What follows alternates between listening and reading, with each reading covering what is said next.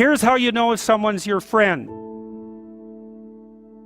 A, you can tell them bad news and they'll listen. They won't tell you why, you're stupid and why that bad thing happened to you and how something worse happened to them once and, derail the whole conversation.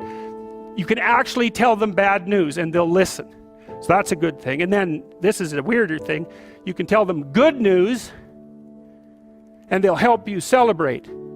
And that's a really good way of deciding who you should have around you, because if you have someone around you, something good happens to you and you're kind of afraid to even admit it because, God, something good happened to you. You let that be known and it'll certainly be taken away. So, you come out and you sort of tell someone half-heartedly that something good happened to you, and they give you a whack and then talk about, the great thing that happened to them 3 years ago, or worse, the great thing that happened to someone that they knew 3 years ago. It's like, go away from that person. They're not helpful to you. And they're not helpful to themselves either. And so you want to surround yourself, you got to think about this. You got to surround yourself with people who want the best for the best part of you. You can hang around with weasels and losers that are trying to pull you down to justify the fact that they're spiraling downhill as well. And the upside of that is you don't have to have any responsibility, and you can all whine about how wretched life is, so that's pretty attractive. But I would say it's also a bad medium to long-term plan.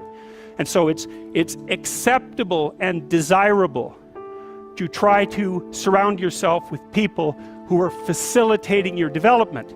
And you might say, well, I've got people around, I know them well, they're not doing that well, and they don't fit into that category. It's like, what's your point? What are you going to do with them exactly? If they'll listen and cooperate with you and move towards a better future, great.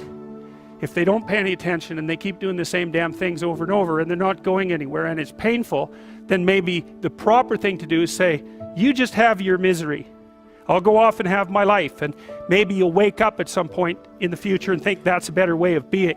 Because just putting up with it is, well, they call that enabling, right? You put up with that sort of behavior, you're providing tacit consent for it and even tacit approval. It's like, it's a bad idea. You have, I would say, both the right and the responsibility to surround yourself with people who are good for the best part of you.